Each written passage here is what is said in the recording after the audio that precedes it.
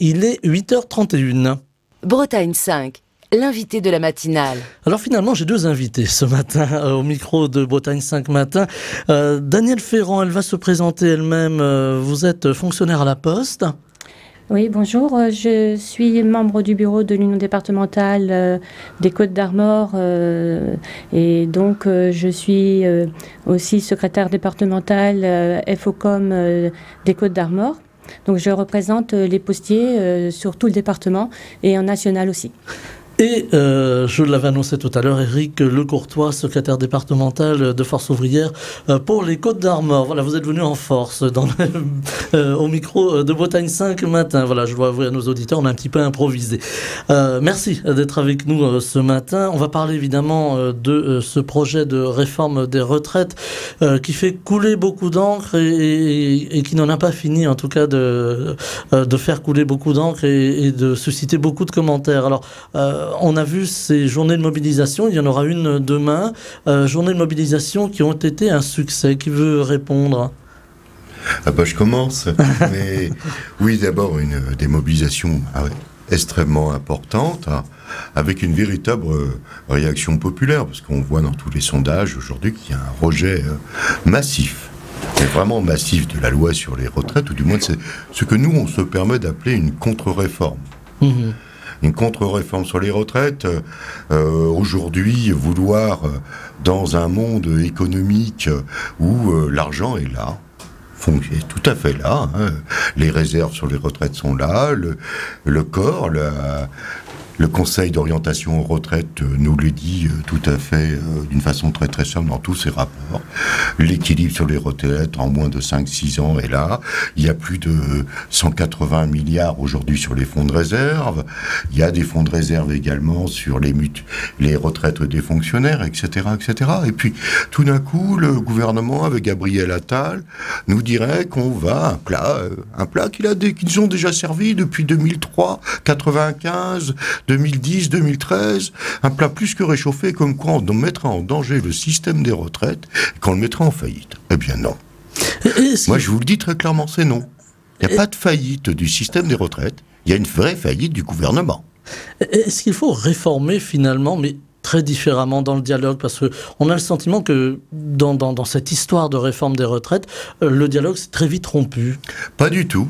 Il y a eu énormément de concertation. Mais la concertation, c'est pas du dialogue. La version de la notion du gouvernement, on la connaît déjà, c'est pas la première fois. On a eu un grand mouvement social en 2018, je vous le rappelle, qui a duré plus d'1 an, avec de nombreux blessés en France. Nombreux blessés, des blessés de la vie, des blessés de la liberté, les blessés de la culture démocratique, et puis des blessés physiques. Et puis aussi, on a énormément de services qui sont blessés, ceux de l'école, ceux de l'hôpital, etc., etc. Alors, après les grands mouvements sociaux, qu'est-ce qu'a fait Macron ? Il a fait le grand débat. Mais c'est que de la concertation, c'est-à-dire que la conclusion est écrite d'avance par ces gens-là. Alors, les grands services qui sont blessés, ce sont les services publics. Alors, on a beaucoup parlé de l'hôpital, qui est en grande souffrance. Et il y a aussi des services publics qui sont dans nos campagnes très reconnaissables. On pense à la Poste, et je me tourne vers vous, Danielle Ferrand. Aujourd'hui, la Poste, eh bien, elle s'effiloche un peu dans nos campagnes. Oui, alors c'est dû en partie, d'après l'entreprise, à la baisse du courrier, mais en même temps, c'est la productivité qui est visée. Donc là, on est sur des petits salaires à la Poste aussi. Et donc je retourne un peu sur le sujet des retraites parce que c'est vraiment ça qui nous intéresse. C'était une introduction pour revenir justement à cette réforme des retraites. Et là, du coup, avec ces petits salaires, ça fait aussi des petites retraites. Et ce que fait la Poste aujourd'hui, c'est de proposer des heures supplémentaires au personnel qui est déjà bien fatigué, puisque la moyenne d'âge en fait des postiers est à plus de 50 ans. Et donc on va se retrouver avec un appauvrissement justement de cette catégorie de personnes. Donc il y a vraiment un gros problème à la Poste par rapport justement à cette réforme des retraites. Et c'est sans compter aussi sur les femmes qui sont quand même assez majoritaires, puisque maintenant on a beaucoup de factrices, beaucoup de services où les femmes sont là et elles sont encore pénalisées dans cette réforme des retraites, et pas uniquement à la Poste, partout dans tous les métiers, les petits boulots, ce sont les femmes qui les font. Alors justement, cette égalité homme-femme, elle permettrait, si on parle d'un régime, alors en faillite, on va mettre tous les guillemets nécessaires et indispensables, finalement on n'a pas cette égalité de salaire entre les hommes et les femmes qui permettrait sans doute de dégager aussi des cotisations. Tout à fait, c'est là-dessus aussi qu'on travaille pour justement apporter ces arguments en disant que voilà, le gouvernement a d'autres solutions qu'on pourrait trouver justement les fonds pour alimenter les caisses de retraite, et que cette réforme en fait n'existe pas, n'est pas le motif d'exister. Alors, il y a aussi cet âge de départ à la retraite. Alors là, on a vu une belle unité syndicale qui ne bouge pas, qui reste toujours arc-boutée sur le texte doit être retiré, avec cette réforme qui promet un âge de départ légal à la retraite à 64 ans. C'est insupportable pour vous, cet âge de 64 ans? Qui veut répondre? Je vais essayer de m'y coller. Éric de Courtois. Voilà. Non, il y a plusieurs éléments, effectivement, qui ne sont pas acceptables. Cette réforme-là, pour nous, elle n'est pas amendable, elle n'est pas négociable, parce que toutes les concertations précédentes, ce que je disais tout à l'heure, rien n'a été retenu.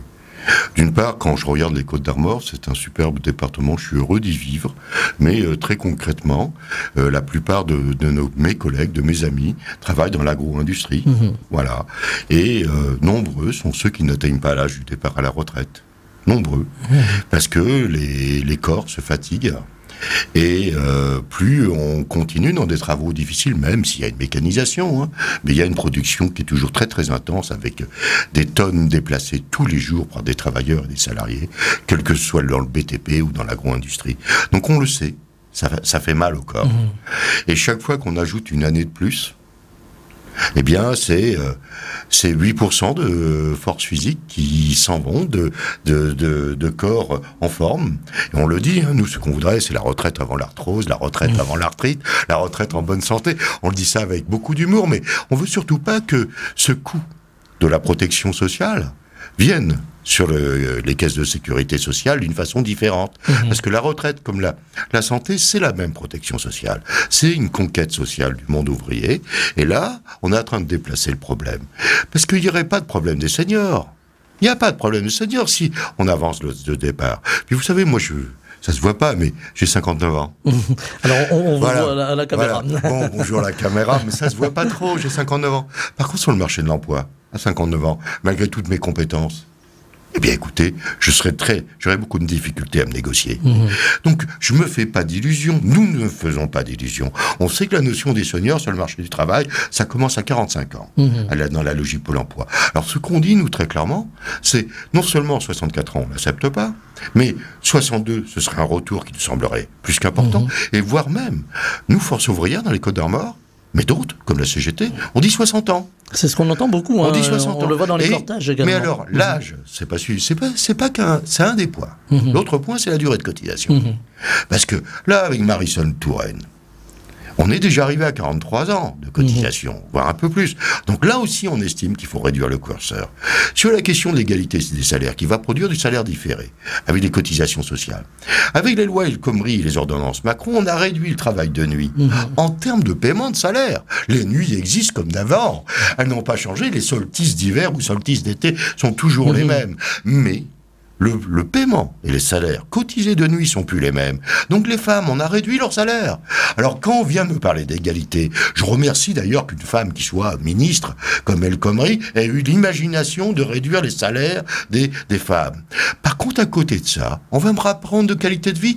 Oui, ils veulent y répondre en ouvrant des crèches plus facilement accessibles aux femmes. Mais quelle gageure! Quelle gageure! Ça suffit, depuis 2010, ils nous mentent et nous feront les mêmes plats réchauffés. Donc là, il y a un moment donné, vous comprenez pourquoi nous sommes nombreux dans les rues, même si l'inflation est là. L'inflation est très présente. Les salaires ne suivent pas l'inflation. Il y a un contexte particulier qui a, au moment où arrive ce projet de loi, il y a un contexte particulier, et on l'a vu d'ailleurs dans les rues, il n'y a pas que les fonctionnaires, mais il y a aussi beaucoup de personnel du privé, voire aussi, on l'a vu, des artisans qui n'avaient pas forcément l'habitude de faire grève. Mais le monde du travail est touché.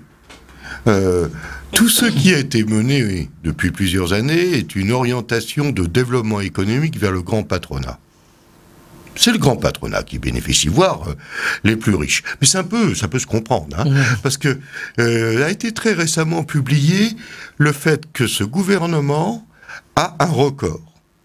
Il a le record des ministres qui ont le patrimoine le plus élevé de la Ve République, avec une moyenne, me dit-on, de 1,9 million. C'est donc des chiffres que j'ai du mal déjà à saisir pour moi-même. Mais bon, c'est normal, on n'est pas dans les mêmes références. Donc ces gens-là, parce que aujourd'hui on a une véritable irritation, ne comprennent pas du tout. Ils sont sur des logiques économiques qui ne sont pas les nôtres. On vient de voir que le budget de l'État a été augmenté de 140 milliards. On se dit, 140 milliards de plus, est-ce qu'enfin on va aider la santé, l'école, la poste, les services publics, pour avoir cette qualité de vie commune? Non, non, non. Pas du tout. Les 140 milliards, c'est pour s'ajouter aux milliards précédents du budget de la défense pour nourrir les industriels des faiseurs de guerre et de mort. Eh bien, vous savez, nous, on ne veut pas ça. On refuse ça.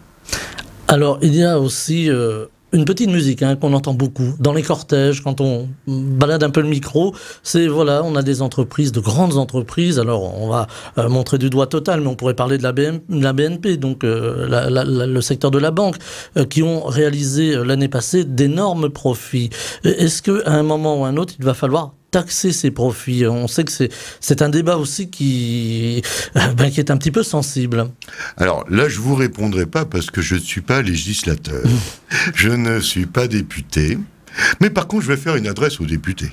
Si je peux me permettre d'utiliser la radio. Le micro est ouvert, la parole est libre. Le premier point, ce serait de libérer les salaires pour de vrai.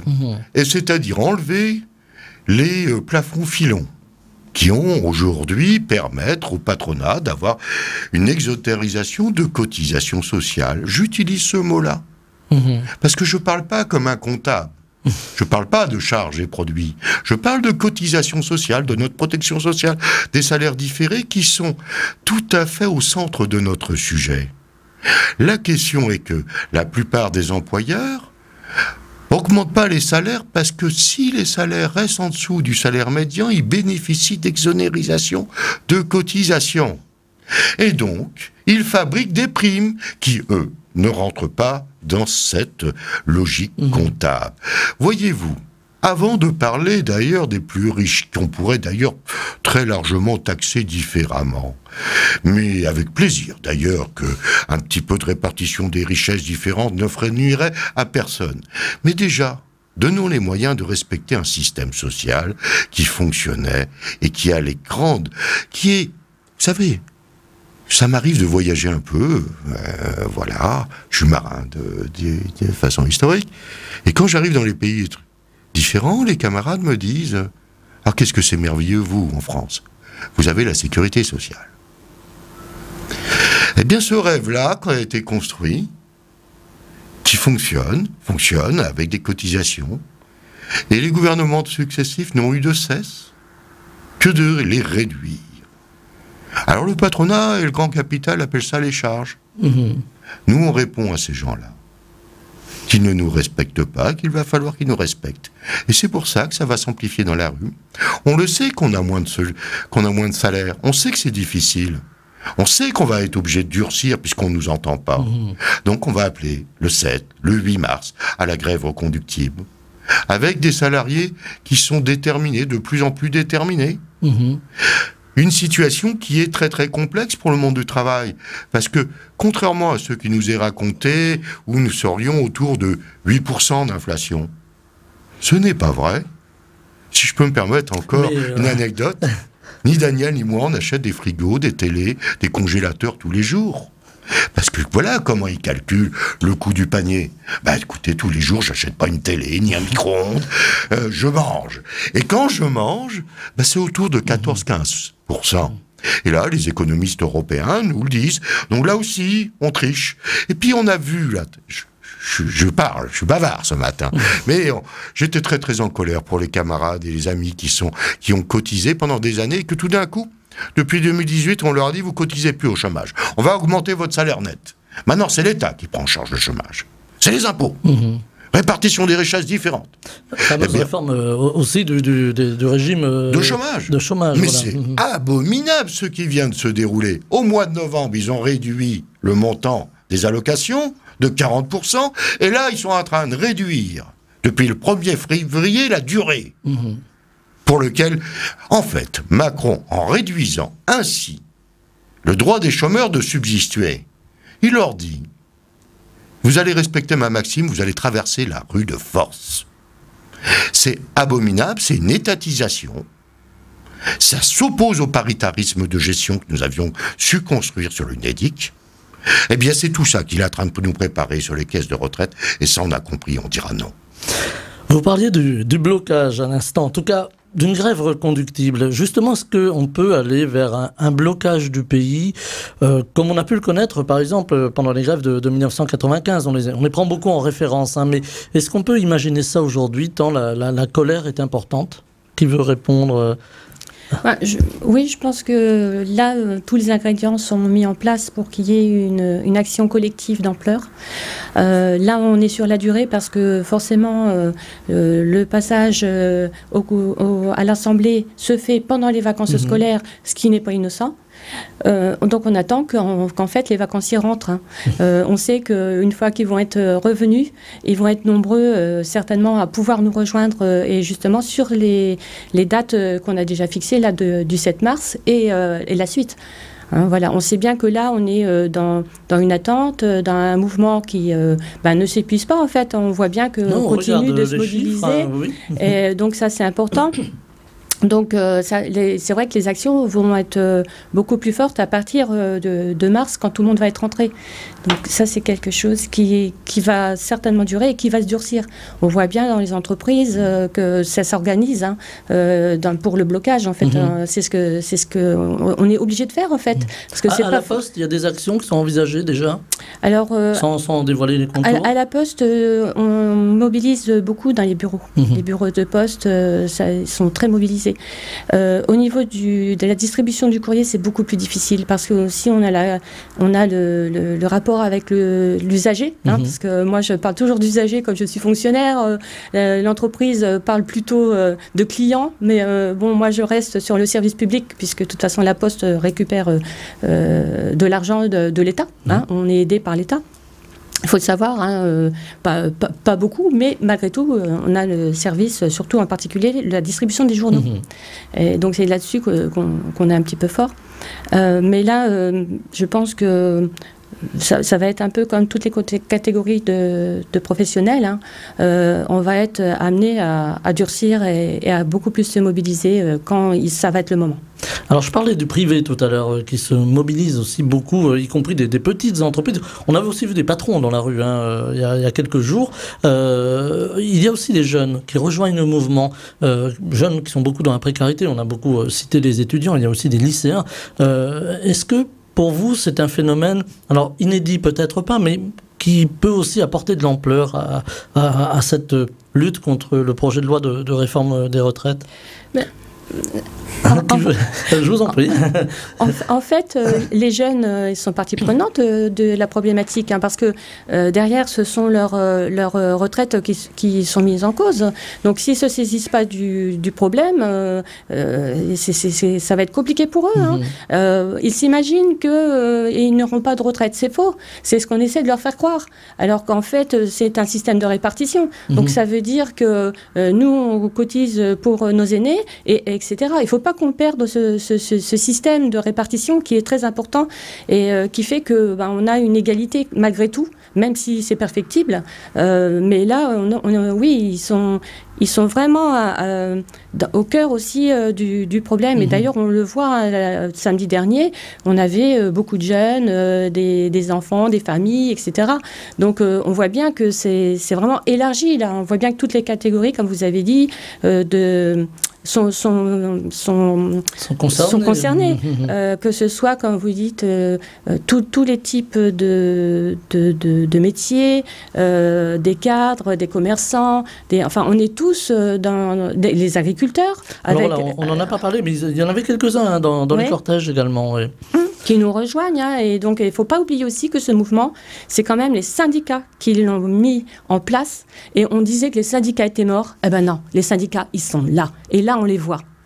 Alors justement, là je vais me tourner vers Éric Courtois. Est-ce que, alors on voit beaucoup de choses à l'Assemblée nationale, en ce moment c'est très animé, pour prendre un terme plutôt policé. Est-ce que pour vous c'est une bonne chose que l'Assemblée nationale, les forces de gauche s'emparent de ce sujet et le défendent, ou est-ce que ça va peut-être un peu trop loin ?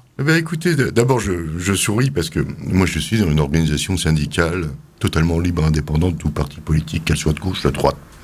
Et j'ai souvent eu à résister, autant face à une social-démocratie dégradante qu'à une libéralisme social masqué d'un autre côté. Donc, la seule chose qui me semble importante, c'est que les politiques pratiquées arrêtent de nous conduire vers des extrêmes.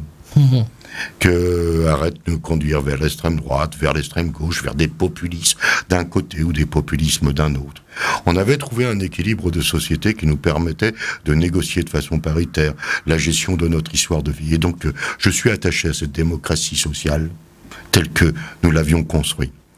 Je suis aussi attaché à respecter le fait qu'il y ait une démocratie parlementaire, même si moi je vous le dis, je ne suis pas un monsieur qui va aller voter, je donne jamais de consigne de vote. Je respecte l'indépendance syndicale telle que nous la concevons à la CGT, Force ouvrière pour tous ceux qui ne connaissent pas bien. Mais j'insiste sur un point, le débat démocratique, il existe lorsqu'il est organisé. Et là, je devrais dire que c'est un débat démocratique qui est pratiquement ridicule. Il y a beaucoup d'agitation. Il y a eu beaucoup de mots aussi qui ont été Il y a beaucoup de mots, mais énormément d'agitation. Mais lorsque le gouvernement utilise une loi de modification des finances de la sécurité sociale à travers l'article 47.1, pour ne pas avoir d'aller-retour entre les chambres, entre les députés et les sénateurs, c'est une procédure accélérée. Sur une question comme les retraites ou sur la protection sociale, j'ai un grand regret. Et je dis, quel sera un jour le gouvernement totalement responsable qui va considérer que la protection sociale n'est pas un marché, mais est bien une question constitutionnelle dans l'esprit purement français qui nous anime, c'est-à-dire liberté, égalité, fraternité. Bien, alors moi je les mets au défi. Les gouverneurs, les députés, les prélats de la République, là, tous ces gens-là, d'avoir cette honnêteté intellectuelle-là. À un moment donné, on ne peut pas se permettre d'avoir une interrogation écrite d'animation, genre cours de récréation à toute vitesse, pour l'avenir de générations entières. Qu'est-ce que ça veut dire? Alors l'agitation qui est faite par certains le samedi, je la comprends, parce que la France est un pays où on peut encore aller se promener dans les rues. Moi, je suis pas trop pour les manifestations du samedi, même si j'admets que c'est une des sorties en famille qui sont fort sympathiques, mais très concrètement, pour l'instant, elles n'ont pas aidé le gouvernement à entendre que le peuple n'était pas d'accord. Pourquoi? Parce que les ça... sondages le disent. Oui, mais ça dérange pas. On est dans une démocratie douce, ça ne dérange pas. On a des millions de salariés qui signent des pétitions, ça ne dérange pas. Macron comme Borne le disent, mais défiler le samedi, bientôt ils vont peut-être dire de défiler le dimanche aussi. Bon, allez, donc on va être obligé de changer d'action, on va être obligé de durcir, parce qu'ils ne nous laissent pas le choix. Et à partir du moment qu'ils ne nous laissent pas le choix, on va prendre nos responsabilités. C'est ce que on a fait hier, on était à Kermenay, 3000 tracts diffusés. Alors Kermenay, pour nos auditeurs lointains, c'est l'abattoir. Donc, un des plus gros employeurs des Côtes d'Armor. Voilà. Bon, quand il y a 300 camarades qui viennent de Kermenay dans une manif, ça pèse. Bon, eh bien là, on va faire le 7 et 8. eh bien, les secrétaires des syndicats en intersyndical sont en train de discuter. Il en faut 300 le 7, 300 le 8, 300 différents. Parce qu'on ne pourra pas. Et puis, le 9, 300 autres. Mais économiquement, le directeur général de l'emboîteur va avoir un véritable problème d'organisation technique. Oui, on ne pourra pas faire la grève tous les jours. Eh bien, on sera obligé d'organiser le sabotage de grève du zèle. Ça s'appelle la grève du zèle. Ça, c'est le sabotage économique, puisqu'on est acculé. On a vu quelques-uns de vos camarades syndicalistes, alors on pense à la CGT, qui ont dit on va couper le courant, on va remettre le courant gratuitement. Alors couper le courant, c'est pas passé, hein, mais remettre le courant gratuitement pour des personnes dans la difficulté, pour des petites entreprises, pour des boulangers. Est-ce que pour vous, c'est une forme d'action qui peut porter ses fruits ? Écoutez, le problème, c'est qu'à un moment donné, lorsqu'on durcit un mouvement social, il peut y avoir des actions qui ne plaisent pas à tout le monde. Bon, la question, c'est que on a un gouvernement qui est censé être responsable. Là, ça fait plusieurs mois que le gouvernement a rencontré les organisations syndicales, qu'ils savent tout à fait que toutes les organisations syndicales françaises, voire élargies à d'autres secteurs d'activité que le salariat, expriment très concrètement que leur projet de réforme n'est pas bon. On dit même que c'est une contre-réforme. À partir de là, à partir du moment qu'ils continuent, qu'ils insistent, eh bien la réponse que nous faisons, c'est que leur réforme est ni amendable, ni négociable, et qu'il n'y a qu'une solution aujourd'hui, c'est le retrait, et le retrait total. Et donc là, nous, on a un mandat de notre commission exécutive, c'est préparer la grève, et la grève générale, s'il le faut, puisqu'on en est assigné à résistance syndicale. On entend beaucoup de voix qui disent, ce sera ma dernière question, il nous reste à peine 2 minutes, on entend beaucoup de voix qui disent on est en train de vivre quelque chose qui pourrait s'annoncer un peu comme un printemps qui en a rappelé un autre il y a plus de 50 ans maintenant, le printemps 68, mai 68. Est-ce que pour vous, on a tous les ferments de ce type de colère, de révolte ? Bah écoutez, ça sent effectivement une odeur de fraîcheur de printemps. Mais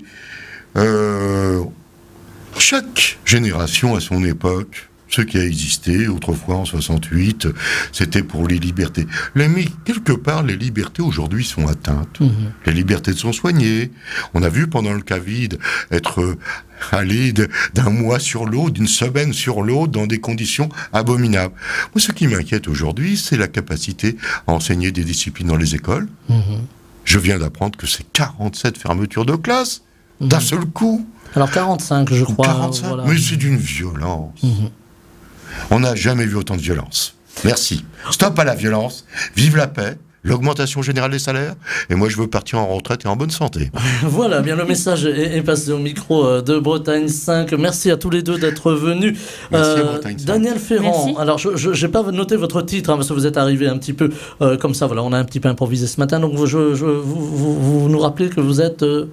Alors, je suis fonctionnaire à la Poste et je suis membre du bureau de l'Union départementale et secrétaire départemental FOCOM des Côtes-d'Armor pour la Poste. Voilà, il fallait que ce soit dit et j'avais évidemment pour Éric Lecourtois noté que vous étiez secrétaire départemental du syndicat Force ouvrière des Côtes-d'Armor. Merci à tous les deux d'être venus ce matin en direct au micro de la matinale. Merci. Je vous souhaite une très belle journée. Merci à vous. Bretagne 5 matin. Stéphane Hamon.